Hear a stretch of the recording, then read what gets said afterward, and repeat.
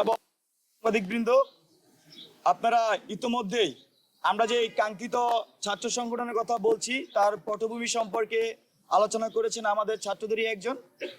এখন আমাদের এই যে জুলাই অভ্যুত্থানে আমরা ছাত্ররা এই অভ্যুত্থান করেছি, দেখা যাচ্ছে যে জুলাই অভ্যুত্থানে বিগত ফ্যাসিস্ট আমলে যারা বিভিন্ন সময় বিভিন্নভাবে অ্যাক্টিভিজম করত, তারা যেমন সোচ্চার ছিল, একই সাথে যে ফ্যাসিবাদী যে সিস্টেম সেই সিস্টেমের জাতাকলে পড়ে যারা হলগুলোতে নির্যাতিত হয়েছিল, শিক্ষা প্রতিষ্ঠানগুলোতে নির্যাতিত হয়েছিল, বা ছাত্রলীগ যাদেরকে গ্রাস করে রেখেছিল, তারাও কিন্তু একই সাথে এই জুলাই বিপ্লবে বা জুলাই অভ্যুত্থানে অংশগ্রহণ করেছে। আমরা জুলাই অভ্যুত্থান পরবর্তী সময়ে আমরা দেখছি সকল মতামতে শিক্ষার্থীদের মধ্যে এক ধরনের রাজনৈতিক ঐক্য প্রতিষ্ঠা হয়েছে। রিসার্চ বেসড বিশ্ববিদ্যালয় এবং শিক্ষা ব্যবস্থা কিন্তু শিক্ষার্থীরা চাচ্ছে। তো সবকিছু মিলিয়ে আমাদের যে কাঙ্ক্ষিত সংগঠন, সেই কাঙ্ক্ষিত সংগঠনের আমরা কিছু মৌলিক প্রস্তাবনা আজকে উপস্থাপন করছি।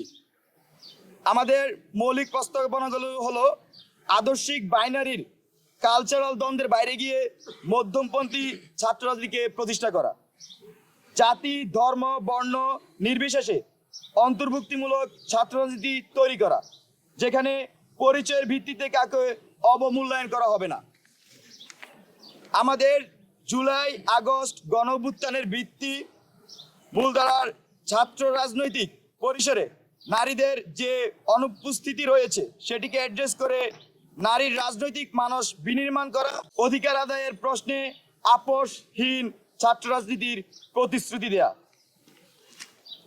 আদর্শিক বাইনারির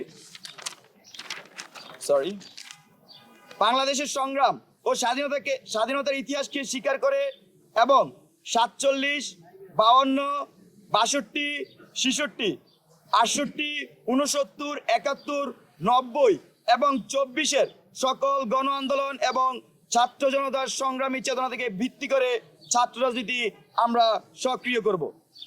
ফ্যাসিবাদকালীন সকল শিক্ষা পরিসরে পরিকল্পিতভাবে যে রাজনৈতিক ডিসএম্পাওয়ারমেন্ট করা হয়েছে এবং গণতান্ত্রিক ব্যবস্থার শিক্ষার্থী সংসদ কাঠামোকে অকার্যকর রাখা হয়েছে, নতুন রাজনীতিতে শিক্ষা প্রতিষ্ঠানগুলোতে শিক্ষার্থী সংসদ কাঠামো পুনর্বহালের সর্বোচ্চ গুরুত্ব আরোপ করা হবে।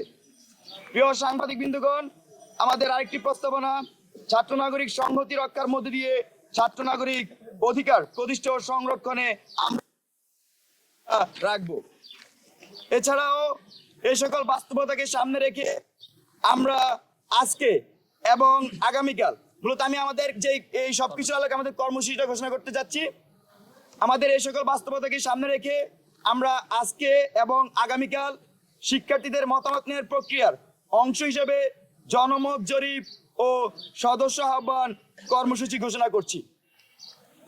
আজকে অনলাইনে এবং আগামীকাল অনলাইন এবং অফলাইনে আমরা ঢাকা বিশ্ববিদ্যালয় সহ বাংলাদেশের বিভিন্ন শিক্ষা প্রতিষ্ঠানে এই কার্যক্রম পরিচালনা করব। বিশেষ করে আমাদের ঢাকা বিশ্ববিদ্যালয়ের টিএসসি, কার্জন, মোকাররম, মোতাহের, কলাভবন, এফবিএস সহ জাহাঙ্গীরনগর, জগন্নাথ, তারপর ঢাকা শহরের যে প্রাইভেট বিশ্ববিদ্যালয়গুলো আছে, কলেজগুলো আছে, এছাড়াও আমাদের সারা দেশে যে সকল পাবলিক বিশ্ববিদ্যালয় আছে, সব কার্যক্রম পরিচালিত হবে। আমাদের এই কার্যক্রম পরিচালিত হবে। পাশাপাশি আমাদের এই সংগঠনের কয়েকটি বৈশিষ্ট্য আমরা আজকের এই সংবাদ সম্মেলনের মধ্যে দিয়ে উল্লেখ করতে চাই। তার মধ্যে আমাদের এই ছাত্র সংগঠন কখনোই লেজুর ভিত্তিক ছাত্র রাজনীতি তারা করবে না। আমাদের এই ছাত্র সংগঠন একটি স্বতন্ত্র ছাত্র সংগঠন হিসেবে আত্মপ্রকাশ করবে। আর আত্মপ্রকাশের যে তারিখ সেটা আমরা এখনো নির্ধারণ করিনি। আমরা এই জনমত জরিপ এবং আমাদের যে চলমান কর্মসূচি, এই কর্মসূচির উপর ভিত্তি করে আমরা আমাদের আত্মপ্রকাশের নির্ধারিত টাইম আপনাদেরকে জানিয়ে দেওয়া হবে। আর আমাদের যে আমরা বলছি লেজুভিত্তিক ছাত্র রাজনীতি আমরা করব না, তার প্রক্রিয়ার অংশ হিসেবে আমাদের এই ছাত্র সংগঠন বটম টু টপ অ্যাপ্রোচে তাদের নেতৃত্ব বাছাই করবে গণতান্ত্রিক উপায়ে।